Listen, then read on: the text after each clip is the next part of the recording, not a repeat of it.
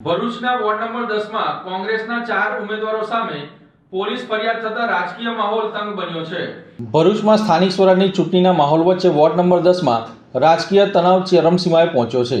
કોંગ્રેસના 4 ઉમેદવારો સામે મંજૂરી વિના જાહેર સભા યોજવા બદલ બી ડિવિઝન પોલીસ સ્ટેશનમાં ફરિયાદ નોંધાતા હવે રાજકીય રંગ લઈ રહ્યો છે।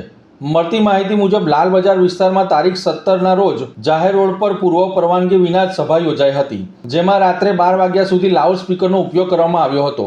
જિલ્લા મેજિસ્ટ્રેટના જાહેરનામાના ઉલ્લંઘનના મામલે નાયબ મામલતદાર જસુ ચૌધરી દ્વારા નોંધાયેલી ફરિયાદના આધારે કોંગ્રેસના ઉમેદવારો હસન હુસેન શેખ, તસ્લીમા બાનુ મોહમ્મદ, સિદ્દીકી મિકેનિક, સાયરા બાનુ મોહમ્મદ, શોએબ શેખ અને શૈલેષ ચીમન વસાવા સામે કાર્યવાહી હાથ ધરવામાં આવી છે। પરંતુ આ કાર્યવાહી હવે સીધો રાજકીય ચર્ચાનો વિષય બની ગયો છે। વિરોધ પક્ષના વર્તુળોમાં આક્ષેપ ઉઠી રહ્યા છે કે કાયદાના બહાનાઓ બનાવી માત્ર એક પક્ષને નિશાન બનાવવામાં આવી રહ્યું છે।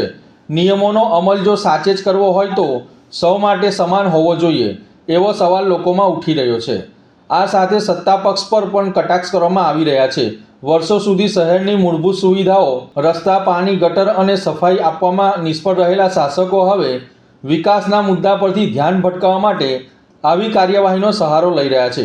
કામ બતાવવાનું નથી એટલે કેસ બતાવવામાં આવી રહ્યા છે તેવી પ્રજામાં ચર્ચા તેજ બની છે। સ્થાનિક મતદારોમાં વધતી જાગૃતિને કારણે હવે ચૂંટણીનો કેન્દ્રબિંદુ સ્પષ્ટ થઈ રહ્યો છે।